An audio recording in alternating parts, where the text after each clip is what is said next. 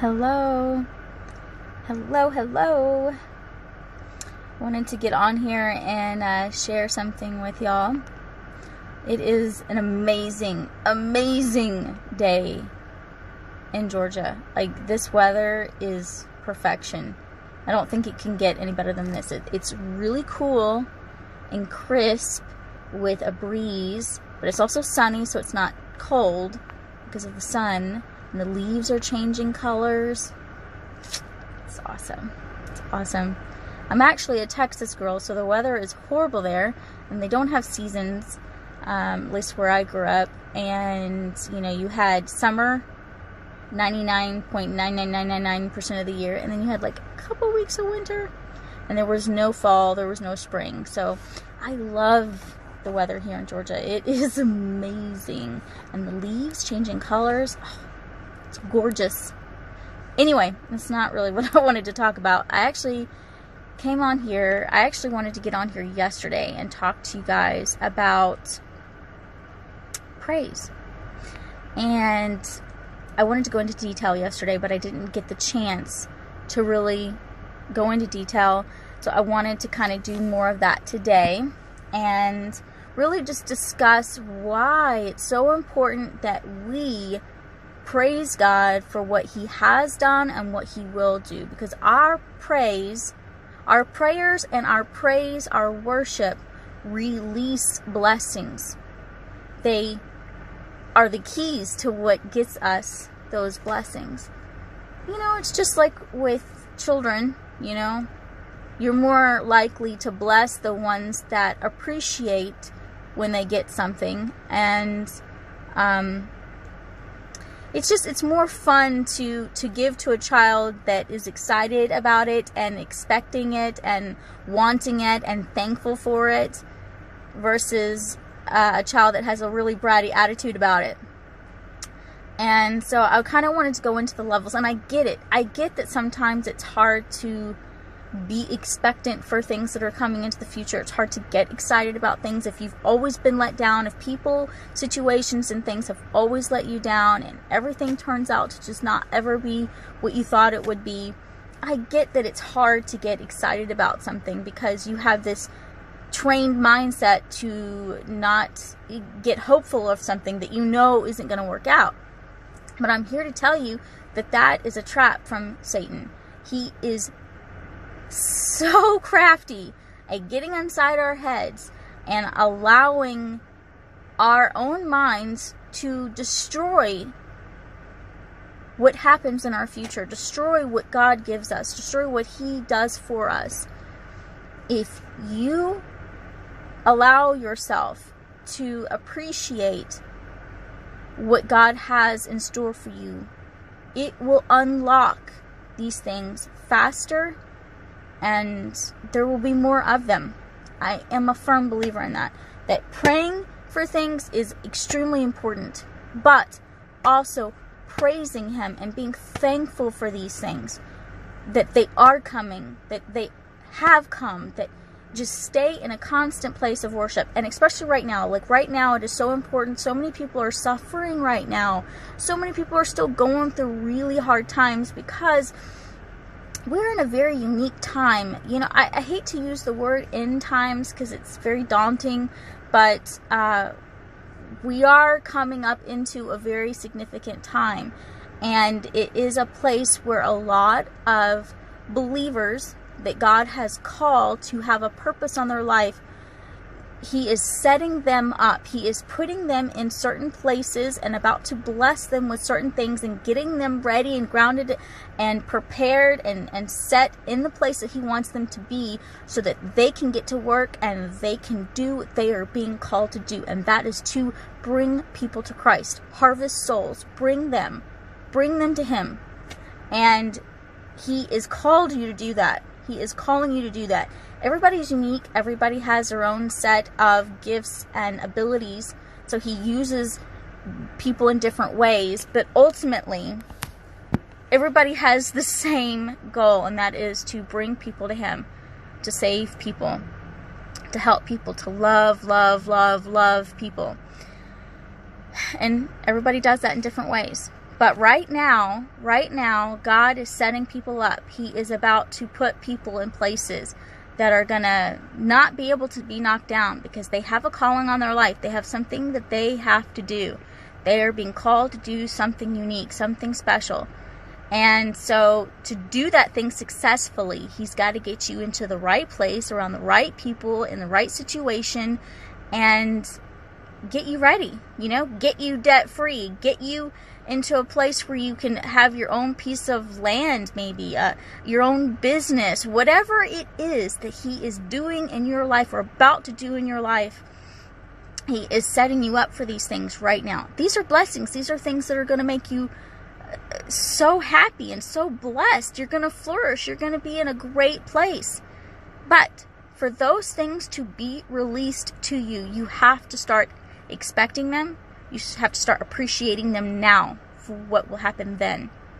Appreciate them now for what will happen then. So get into a certain mindset. Don't allow Satan to use your own mind against you. We are the ones that destroy our own selves because we allow Satan to use our emotions and to use our mind against us. It's the only way.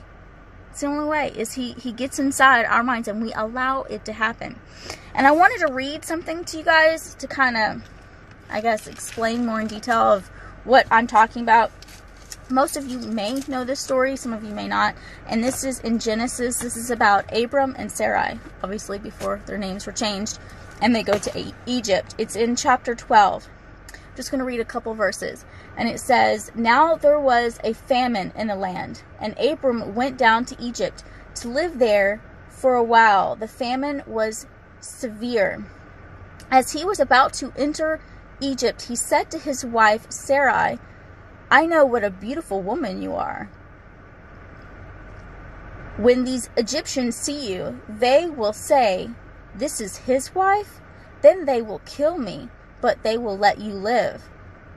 Then you should say you are my sister, so I will be treated well for your sake, and my life will be spared because of you.'" Alright, so some people may know,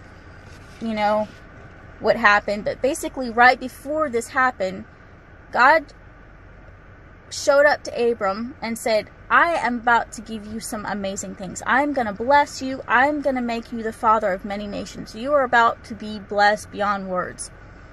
And then he starts to walk it out. He starts to walk out what God has put on his life. He has now been given this calling by God, and he starts to walk it out. So he and his wife Sarai go to Egypt, and on the way to Egypt, he decides that we should not say you're my wife because they'll kill me.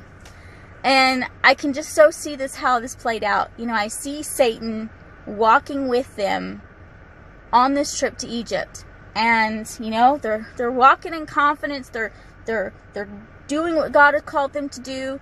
And then all of a sudden, Satan gets in Abram's ear and says something along the lines of, "Your wife is beautiful.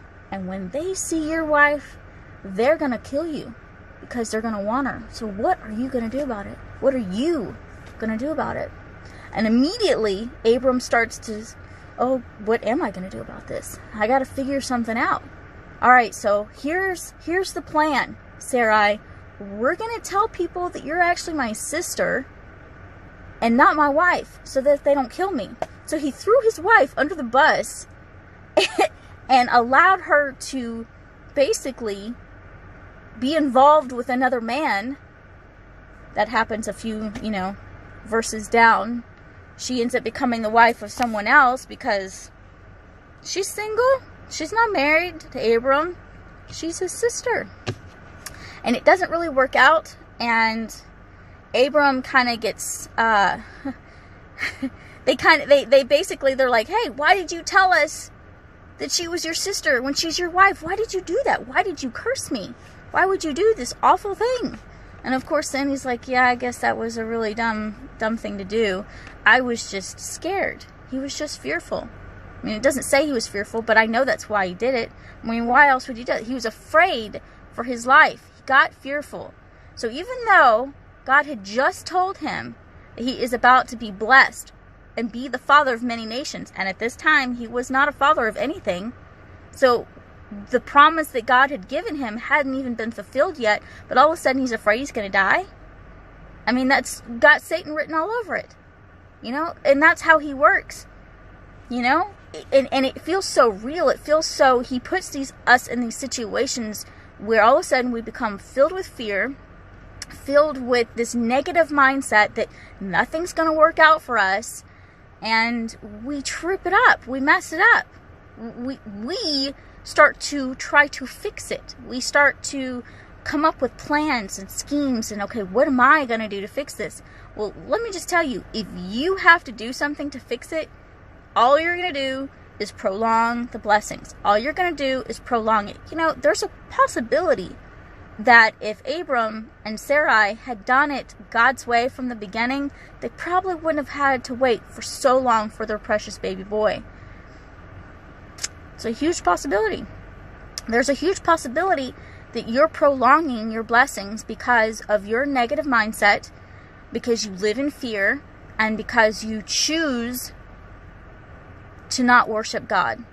You choose not to praise God. Because I'll tell you, the best way to get rid of fear, the best way to get rid of being a pessimistic, negative Nancy, is to praise God, to worship God. It cancels it out every single time. It's hard to be fearful when you're worshiping God and praising Him for what He's going to do. So, right now, a lot of people are about to get blessed. If you really want these blessings, start thanking God now. Start being happy and excited now. And that's all I have today. I have to go back to work now. I hope you guys are having a great sunny day like I am. And if you aren't, be happy anyway. Be excited anyway. Be expectant anyway. And definitely need to get in Genesis chapter 12 and read about Abram and Sarai. There's a lot of good stuff in that area of the Bible. It's phenomenal. Love Genesis. Anyway, y'all have a good one. Bye.